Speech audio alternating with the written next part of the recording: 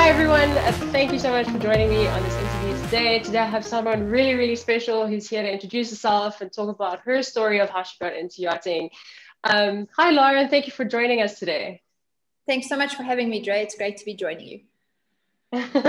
Okay, so Lauren, please tell me, what are you currently up to? So at the moment, I'm running my own training school here in Durban, in Umhlanga. It's called Trilogy Luxury Training. I started out initially with the Junior Stew courses. I got my IARMI guest accreditation, and we've just actually launched our senior courses. So we're busy, and our online as well. So we're actually busy just, tweaking that and just ironing out all the kinks. But yeah, that's what I'm doing at the moment is I've been involved in training and, helping other people get into an industry that gave me so much over the years. Okay, yeah, and then also being part of the process of teaching them all the right information. Yeah, that's the plan. And tell me, how long were you in yachting for? So I joined yachting in 2004, and I was basically in yachting for 12 years. Yeah, it was probably about a month short of 12 years if you want to get technical, but let's just say 12 years. Okay. And then what did you do before you decided to get into yachting? I did a few things actually. So without going too much back into the history, I left school and I never knew what I wanted to do. I loved massage and I thought I wanted to be a physio. So I did a massage course because my parents said, well, you're not sure, we're not sending you to uni. So I did massage and I worked on the cruise ships, and I enjoyed that. It was good, but I came back to Durban. I didn't know what I wanted to do, and I worked as a personal assistant. I worked as a personal trainer. I even worked for Zigzag Surfing Magazine for a short time. Oh, cool. So I did a variety of things, but nothing really stuck. I didn't really know what I wanted to do. So yeah, okay. That's what I was sort of doing. Yeah. Okay, so how did you end up finding out about yachting, and how did you end up getting into the industry back then? I mean, that's quite a long time ago. It is, and I'm not that old, just so you know. No, I'm joking. I still feel 80. No, it was not a lot of people knew about the industry in those days, and it was actually my sister's ex-boyfriend. And I'll never forget. I tell my students the story as well. I was driving to my boyfriend's house one day, and I was like, "There's got to be more to life than this, than living in Durban, like struggling, not earning any money, that's the thing." And my sister's ex-boyfriend had gone overseas. I knew he'd gone, and he came back to visit, and he told me he'd gone and done yachting, and he showed me his pictures, and I was like, right, that is what I want to do. And I mean, in those days, you didn't even, you did your STCW if you were serious about getting your job. There was, and okay. I probably knew 2 or 3 other people who'd done it. But yeah, so that's how I got into it. It was actually through my sister's ex-boyfriend.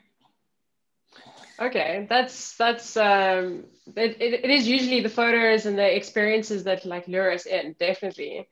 So once you did your STCW, what were the next steps that you took? Where did you go to start your journey?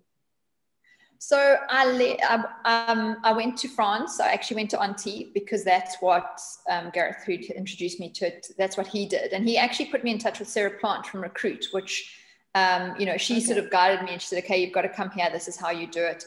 So I flew to Nice, and I landed in Nice. And then, I got to the airport. I didn't even know how to get from there. I was just like, I look back now and I think, oh my gosh, I was really naive. And I just sort of, it's amazing how I just got there, and I sort of bumbled my way through. And I got to Antibes on the bus eventually after a few sidetracks. And so I started there. I did the usual thing, registering with the crew agents. And in those days, you didn't even have USB sticks. I had my CV in paper form and on a CD. I'd written it to a CD.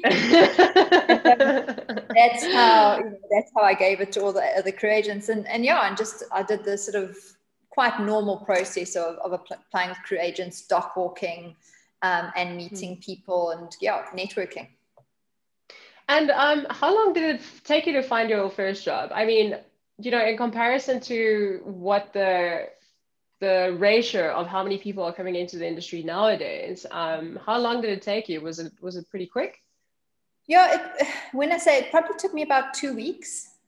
to find my first job. I did a bit of day work. And my first job, and you're going to laugh. And I think, as I said, I think back now, the girl I met a Swedish girl, and she was like, I've got an interview on this boat. Do you want to come with me? So I was like, yeah, sure, I'll come along.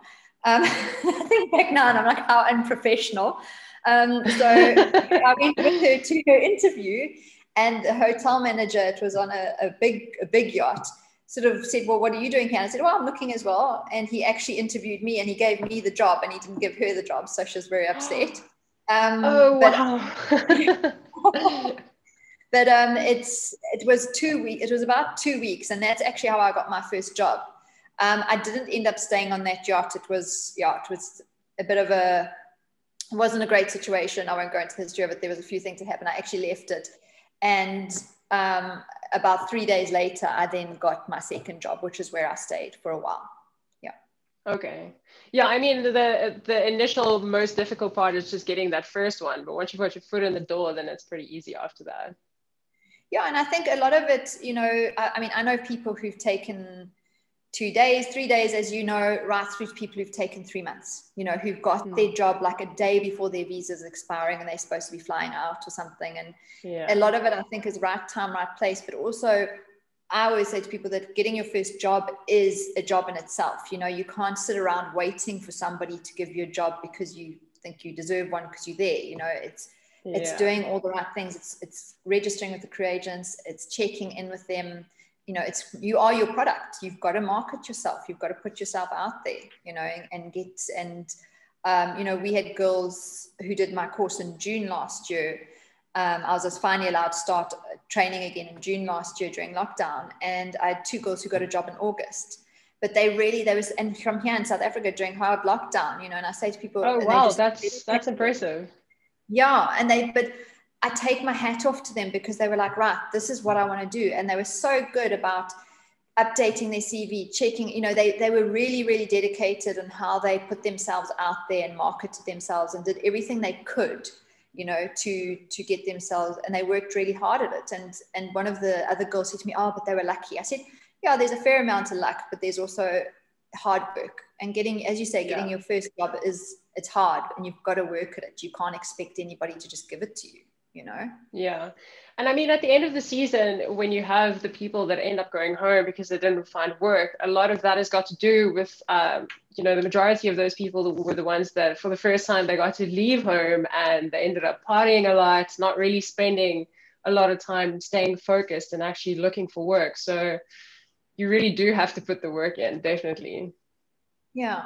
And it's I know, it's fun. It's especially when you go over to Untitled. It's a bit different now, I know, with lockdown, and it is fun, and like you say, the freedom, etc. But at the end of the day, as you know, yachting is a professional industry, and you've got to treat it as such as well. It's like if you were here in South Africa, you can't just expect people to give you a job as well. You've got to put yourself out there and present yourself well. They won't come and find you. You have to go find them. And they won't feel sorry for you because you think you really, really deserve the job. All right. So with all of the knowledge and experience you have now, looking back, is there anything that you would have done differently in your process of getting into yachting? I would have definitely got a bit more experience and a bit more information under my belt. As I said to you earlier, I was very naive. I look back now, and I mean, hindsight's always a wonderful thing, but there was a lot of stuff that I wish I'd known in regards to presenting myself. I would have loved, there weren't any stewardess courses around in those days. And I know that, coming from me, I run a stewardess course, but I wish I'd had the opportunity to do one, just because I would have felt that much more confident going into my first role. I think I would have been a lot more professional about it going into my first role as well. I wouldn't have made some of the mistakes I did, which were quite stressful, damaging things, etc. And that. But I think the only thing is that I would do different is definitely being better informed and maybe better prepared. Okay. Yeah, definitely. I mean, I also think that if I had the opportunity to do a stewardess course before going over, a lot of mistakes would have been prevented, like a lot of really, really embarrassing mistakes if I think about it now. But for those of you watching, if you have the ability to do a stewardess course, just do it. It's just going to benefit you. Okay, so is there any bit of advice besides for being prepared and making sure that you do the hard work when looking for work? Is there any other advice that you can share for newcomers coming into the industry now? Yeah, sure.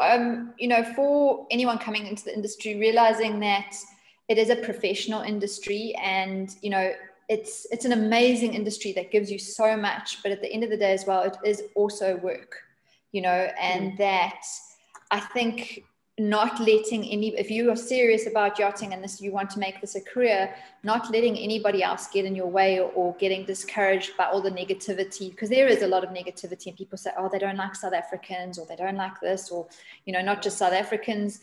I've heard they don't like Aussies, they don't like Kiwis, but wherever you're from is, presenting yourself as a professional in the best way, realizing that you are not just joining an industry as in a work side, but you're also joining a family. A lot of yachts are very family orientated, and that when we join that, it's like, I say to a lot of people, treat it as if you're going to a girl or a guy who you really like to visiting their parents for the first time, so being on your best behavior as well, like when you first join the yacht. And it's a very good respectful analogy, actually.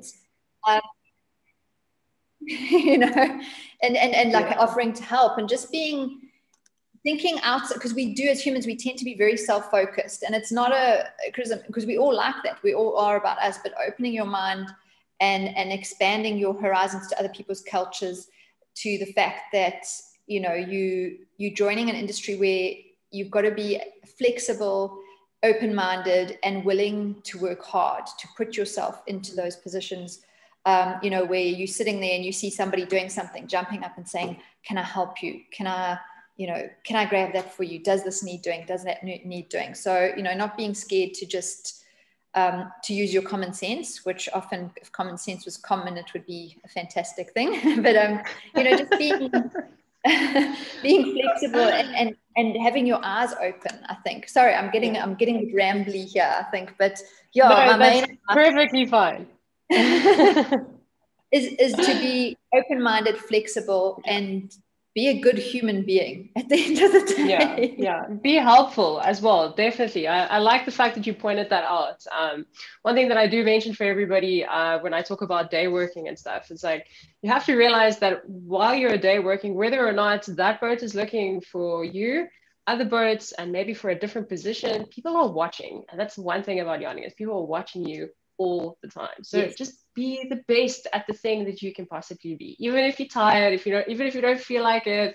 A smile goes a really long way, and being helpful goes even further. So no, exactly. And also, and that just reminded me, thank you, that people are watching not just on board, but out and about as well, and realizing, and a lot of people say, oh, but yacht crew always get really drunk and behave badly. Yeah, that's fine, they've got a job, let them deal with that. You aren't that person, And it's happened to me as a chief stew. I've been out and about, and it sounds really hypocritical, and people, please don't judge me on this, but it's the nature of it, is that when you're employing someone, you want to know that they're drama free, they're going to get the job done. And even I used to say to the girls, I'm not your mum. You can go out until 5-6 o'clock in the morning, as long as when you start work, you are ready to work and you're not dragging yourself around with a hangover.